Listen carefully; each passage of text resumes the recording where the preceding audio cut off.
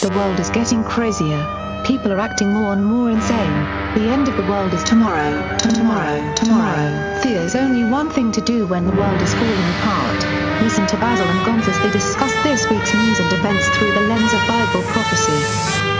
You are listening to Canary Cry News Talk. You're listening to Canary Cry News Talk. Today is July 31st, 2019, episode 150. And this week, chicken suit and Murican CRISPR. My name's Basil. And this is Gonz. Welcome to the podcast where we talk about prophetic news with Canary Cry views.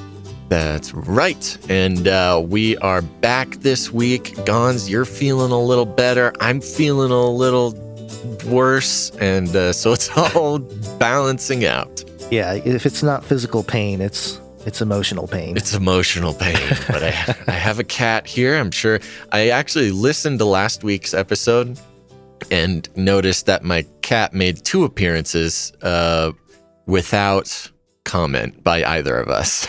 Just prominent meows. Yeah, in the background. Very good. Yep. So today, Gonz, you want to start out? Well, do you want to plug the conference one more time, just in case anybody hasn't heard? HearTheWatchman.com conference out here in Southern California, Orange County.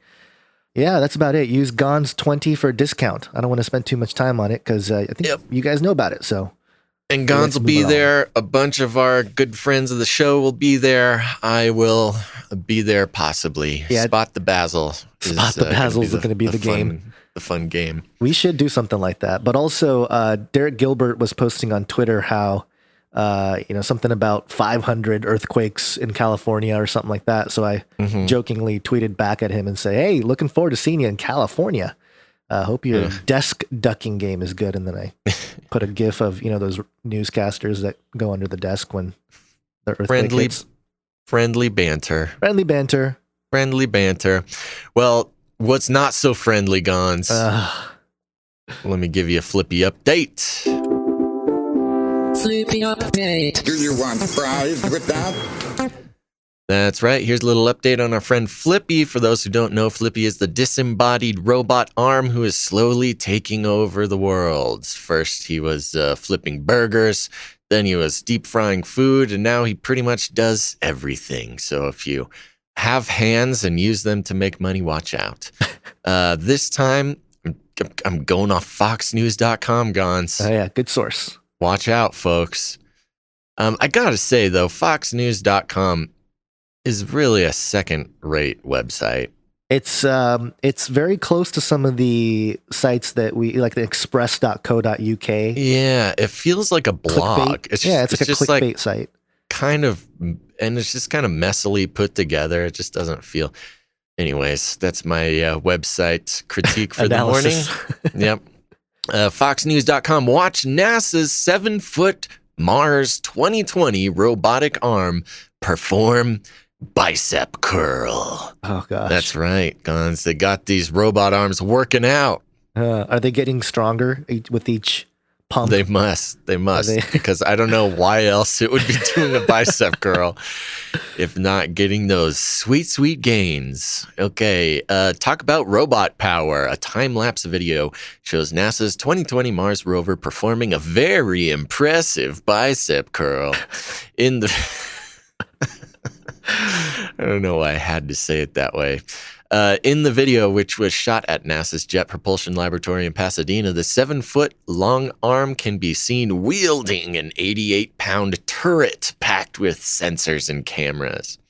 Quote, "This was our first opportunity to watch the arm and turret move in concert with each other, making sure that everything worked as advertised. Nothing blocking or otherwise hindering smooth operation of the system," said David Levine, integration engineer for Mars 2020 in a statement.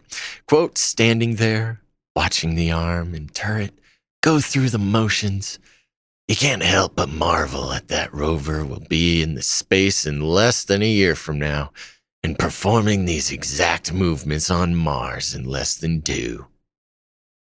This guy loves robot arms. I'm for the robots. And then there's some details. The arm has 5 electrical motors and 5 joints. Blah, blah, blah. Nothing too exciting. But there you go. This is going to be the arm that will be flying through space and on Mars in 2021. We're pumping out these Mars rovers pretty quick. Yeah, and collecting. I think they talk about like finding organic matter on Mars and all this kind of stuff. What are they doing? Are they never a straight answer? What are they trying to promote here? What's the end game? And most importantly, why is the arm bicep curling 88 pounds? That's an impressive bicep curl. That though, is. I'll say. That's yeah. You got to be in the gym a lot to be able to do that. Curls for the curls for the girls. Curls for the girls, baby. Awesome. Yeah, but it's not very impressive. It's a slow motion, or it's a time lapse. So it took like 5 minutes for this thing to do one. Well, it's what is it called in exercising? Feeling the burn. Yeah, feel the burn, the controlled lift. For dynamic lift. I forget what it's called. I'm obviously not much of a curler. Yeah, me neither. But it's funny because that clip they have of the arm moving, they have these guys or people, the scientists in white lab coat suits. There's like 30 of them, just like staring in awe of this robotic arm moving. It really makes us look like makes humans look like ants or some kind of colonized creature. I should hire some people to just like sit there and watch in awe as I work out too. That could be oh my thing. Gosh, that is look a at thing. him. That could be our exit strategy. We come up with an agency, the odd crowd, like a moving, traveling crowd that just you pay them to be an odd. I don't know. Maybe we all just come watch you at the gym and are super impressed. Whoa! Oh, wow! Look at the precision. All right. Okay. What's the real? CRISPR. Cas9. Sorry, you were going to say something. You can't take the crisp, Gons. Yeah. All right. Did you have something to wrap that up, or were you? No, it was not important. Okay. I forgot it immediately. Awesome. The jingles wipe my slate clean. It's like the Men in Black Flash. It just resets everything. Just puts me on to the next thing. Yeah. So this is NashvillePublicRadio.org. In a first, doctors in U.S. use CRISPR tool to treat patient with genetic disorder. Yeah. So CRISPR has come to Murican, or at least openly here. For the first time, doctors in the U.S. have used the powerful gene editing technique CRISPR to try to treat a patient with a genetic disorder. Quote, "It is just amazing how far things have come," says Victoria Gray, 34, of Forest Miss. "It's wonderful," she told NPR in an exclusive interview after undergoing the landmark treatment for sickle cell disease. Gray is the first patient ever to be publicly identified as being involved in a study testing the use of CRISPR for a genetic disease. Quote, "I always had hoped that something will come along," she says from a hospital bed at the Sarah Cannon Research Institute in Nashville, Tennessee, where she received an infusion of billions of genetically modified cells. Quote, "It's a good time to get healed." Oh man, did that make you feel we're living in sci-fi world or what? It's a good time to get healed. Wow. I thought that was kind of an interesting thing too. Yeah. But you know what? She's not wrong. No. It's a good time to get healed. Yeah, for sure. Especially Praise by Jesus. powers of Jesus. But it probably will take months. Aha. See? There's a catch. If not years of careful monitoring of Gray and other patients before doctors know whether the treatment is safe and how well it might be helping patients. Sickle cell affects millions of people around the world. About 100,000 people are in the U.S., and most of them, like Gray, are African American.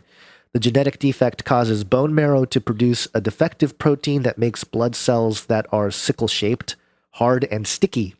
The deformed cells get stuck inside blood vessels and don't carry oxygen normally, causing a host of debilitating and often eventually life-shortening complications. "It's horrible," Gray says. "When you can't walk or lift up a spoon to feed yourself, it gets real hard." I imagine that would suck. Yeah. For the study, doctors are using cells taken from patients' own bone marrow and have been genetically modified with CRISPR to make them produce a protein that is usually only made by fetuses and by babies for a short time following birth. The hope is this protein will compensate for the defective protein that causes sickle cell disease and will enable patients to live normally for the rest of their lives. Quote, "It's exciting to see that we might be on the cusp of a highly effective therapy for patients with sickle cell," says Dr. David Altschuler, Executive Vice President, Global Research and Chief Scientific Officer at Vertex Pharmaceuticals in Boston. Vertex is conducting the study with CRISPR Therapeutics of Cambridge, Massachusetts. CRISPR Therapeutics announced the treatment of the first volunteer on Monday, but did not name the patient. However, NPR got exclusive access to Gray. Good job, NPR. Quote, "People with sickle cell disease have been waiting a long time for therapies that just let them live a normal life," Altschuler says. It kind of goes on here. But it goes on into her life and what it's like having sickle cell disease. Is actually a very, very long article that has a full interview section at the end. So yeah. Well, let me add this real quick before you go on here. There's a part here where Gray herself, she says, quote, "I always knew something had come along and that God, capital G, had something important in store for me," Gray says. "It felt like this was meant to be. It was kind of fate." That was an amazing feeling. So interesting that. Yeah. And this is interesting because it actually brings to head a conversation that we've been having for, 6 years now, involving genetic modification, whether it's like we heard in the article last week, if it's protective or curing a disease, or if it's enhancing the human body.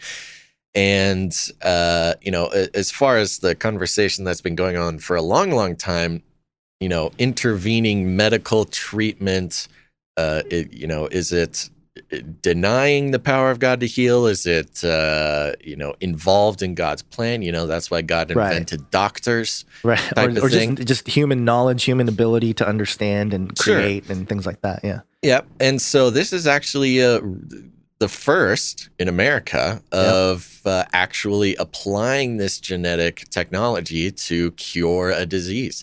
And certainly, I think we all hope that this works and cures this woman. Sickle cell anemia, I think it's called, or sickle cell disease, they call it, is a really brutal disease. And it goes on to explain life with it. And basically, ever since she's a baby, she'll just have these long bouts of debilitating pain, which it does not sound fun, especially for, a young child trying to live a normal life. Right. And so I think most of us can agree that this is a great application. If we are going to apply CRISPR technology, curing sickle cell disease is a great application of that. Yeah. And again, part of using their own blood marrow, it also adds to kind of the layers of, is this ethical? Is this not? It seems like if you're using your own, it's a little bit less, invasive, or at least a risk of, if all of a sudden they're like, well, this plant has a certain healing property, and or animal, we took bone marrow from this pig and screwed with it. Now we're going to put it into you. That's kind of where we run into our biggest concerns, concerning chimeras and things like that. Yeah. Would we, or would she, or would anybody feel a little different if it was, we took this bone marrow from a pig and now we're putting it into you to hopefully do this? I mean, look, as our listeners frequently remind me, my personal listeners who come to listen to this show, as they frequently remind me, I am not a scientist. So I don't even, this is just sort of a mind experiment. A philosophical. Would that make a difference? But it seems in this case, it's being applied, her own genetics, her own bone marrow cells, and hopefully this works. Now, they're doing it in a very controlled way. They spend about 18 paragraphs in this article just making us feel better about how controlled this is, and they bring a bioethicist in, and they could be taking it a lot more aggressively, but because it's the first time, they're going to be looking at results within months to years. But we won't know until that happens. And I'm sure we'll see some stories pop up if she gets healed. It's a good time to be healed, Gons. It is, but it's also a landmark in terms of in the United States. You know, we might look back at this a few years from now and think like, wow, remember then? Remember when the first lady had her thing, right? Genetically Yeah, this is engineered? kind of a historic thing. And it's interesting how this story and the story about the Japanese chimera, Right. the government, giving the okay for the chimera experiments, both came out relatively close to each other. Yeah. Within a week of each other. Well, these stories came out. yeah. And for anyone who doesn't know, Japan came out and basically gave the green light to start creating hybrids. Oh yeah, I forgot. We were talking about that on the Canary Cry radio bonus episode, Canary Cry Conversations, and we didn't bring that story to this show like we said we were going to. Yeah. So yes, well, if you want to learn about that, you can go to patreon.com/Canary Cry Radio and hear us talk about it for 45 minutes. But yeah, so Japan gave the green light to mix animal and human DNA and actually implant it into an animal to be grown in the womb, which is a huge sort of scary step for everything we've been talking about. Yeah. And at the same time, we have our first sort of medical patient here in the U.S. So, right. The line, somebody has to lead the way, but also when they push, one step further, that allows everybody else to sort of fill the gap behind them.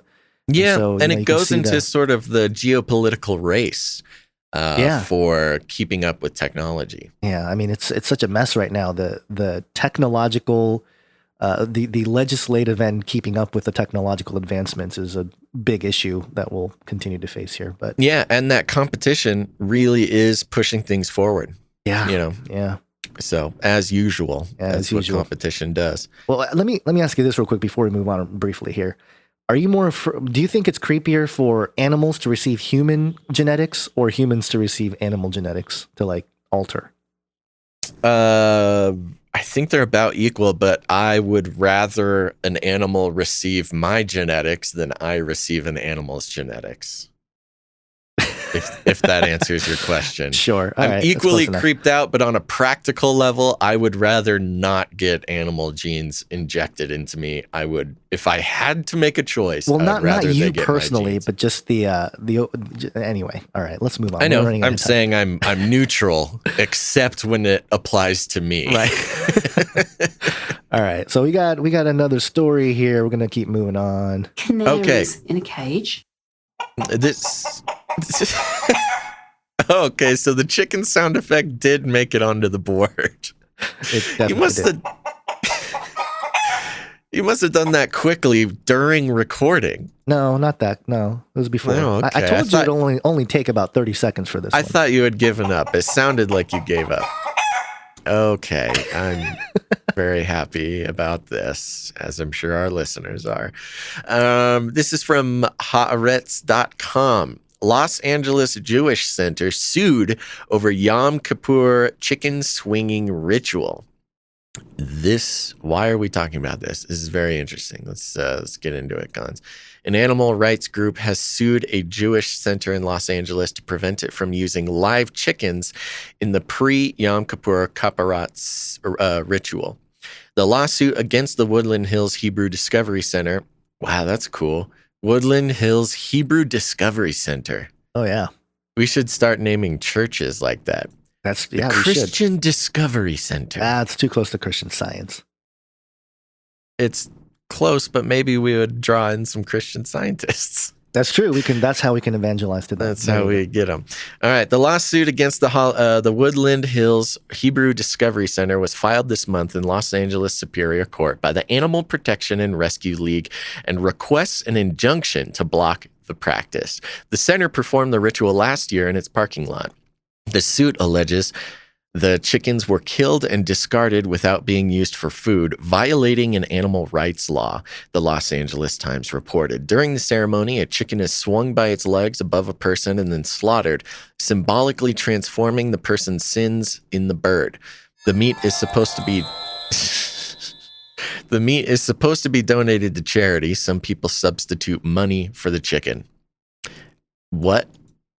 So you wave money over the person and then burn it? I guess. Slaughter it? Yeah. I don't know.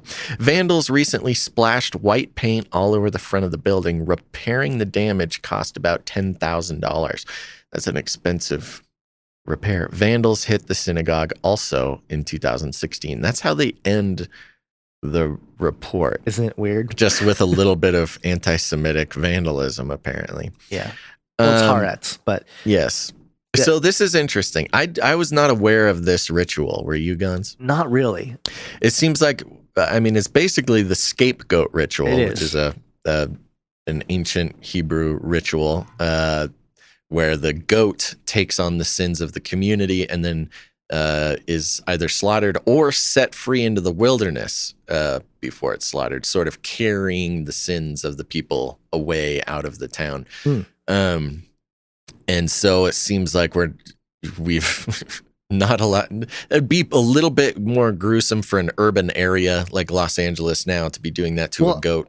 Yeah, and I mean, so they use a chicken apparently. Yeah, but also I'm curious. First off, how long have they been doing this? I don't know. This is something I kind of want a little bit more history about. Right. Maybe we can. I don't know too much about it, but also, well, like, how are they discarding of it? Like, are they, because usually probably putting it in the trash can. Okay. Well, I mean, it sounded like, for some reason, when I was reading the lawsuit description in this article, it sounded like they were just leaving the carcass, out in the parking lot. No, I doubt that's the case. I just doubt that. But okay, I've got a Wikipedia article on Kapparat. Okay. Yes, Kapparat is a customary atonement ritual practiced by some Jews on the eve of Yom Kippur. This is a practice in which a chicken or money is waved over a person's head, and the chicken is then slaughtered in accordance with halakhic rules. Using a rooster, using money. In the second variant of the practice, a bag of money is swung around the head and given to charity. Oh, that's nice. That sounds way more or way less violent. But yeah, anyway, that seems like a way better way to do it. I think it's interesting that there's there's a question of religious freedom with this kind of thing, but also we're still living in a world where we're sacrificing. I mean, this is like the whole point of Jesus, is that we don't have to do this anymore. I mean, from the biblical perspective. Mm-hmm. But I thought it was interesting that there's we unleash the animal rights activists on the folks who think that they this is. I mean, I don't know. Do you care that they do this? I mean, I don't really care that much as long as they're respectful to the carcass. Yeah. Well, I think that's the issue. The animal rights law means that if they're going to slaughter an animal, you got to use it for food. Right. And I don't know why they wouldn't use it for food. Although, I mean, if it's supposedly taking on the sins of somebody and then you eat it, that could have some sort of issues. That's a weird loop thing going on there. Yeah. Although they donate the chicken, they're supposed to donate it to charity. What if okay, so you're just kind of giving away the sins to a charitable organization. I'm doing the work for them. Okay, so what if they burn it, right? Like kind of how they used to back in the day. But they can just say they're cooking it, but then they just overcook it. So it's so nobody actually eats it. Yeah. There you go. Problem solved. You could do that too. Right? See, you're very good at getting around the animal rights laws. There you go. I'm doing work for them. So on the Wikipedia article, there is a whole section for animal cruelty controversies, which includes a couple of instances of when kind of the same thing. Some chickens were mistreated. Overall, it seems like the money part of it is the best way to do it. Yeah, seems like a little more attractive for people all around. Yeah. Sure, animal rights activists wouldn't mind the money being thrown around. Yeah, I mean, I don't know. If you're interested, I can kind of go into this. But that's okay. I think we're limited on time here. So we got a Nephilim update. But yes. So anyways, to wrap that up, now this is a Jewish website, so, they don't go too much into where this ended or if it's ended, and they end the article with an instance of anti-Semitic vandalism. It doesn't say if that was related or not, because of course in America, if you think of if you subscribe to sort of the mainstream media reading of things, you would assume that this anti-Semitic behavior was perpetrated by white Christians. But it kind of seems when it's connected to this article that it would be perpetrated by like PETA members or something. Right. Maybe that's notoriously, retaliate with vandalism or some sort of violent behavior. Right. So does this mean that PETA is anti-Semitic? I didn't say it. This is not libel. I'm just asking the question. Is that what's being implied in the article? Probably. Kind of. It kind of seems that way. Yeah. Okay, moving on. Nephilim update. All right, we've talked about this game Darksiders quite a bit. But this Nephilim update, we're going to bring it back here. Player.1, Darksiders Genesis Collectors and Nephilim Edition have been announced. So even though the next chapter in the famed Darksiders series doesn't have a definite release date yet, the title is quickly gaining steam. Darksiders Genesis features a marked departure from its previous iterations. We've talked about it before, where the final horseman of the apocalypse, Strife, is the character you play, and you have other characters like War. And there's a collector's edition. Maybe this is a game we can play, Basil. It might be too violent, actually. We'll see. But our Twitch stream, this is something we might consider other than the cat game there. But what's even more exciting is the second one, which is the Nephilim Edition.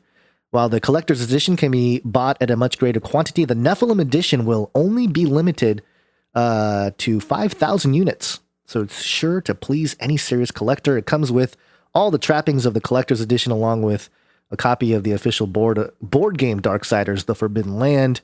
Nephilim, sure to please any collector. Get this, though, okay? There's no details about the board game, but the board game is guess how much this costs? The whole Nephilim package, the Nephilim edition. A board game? It's the board game part of it's like a game edition. I'm going to guess $160.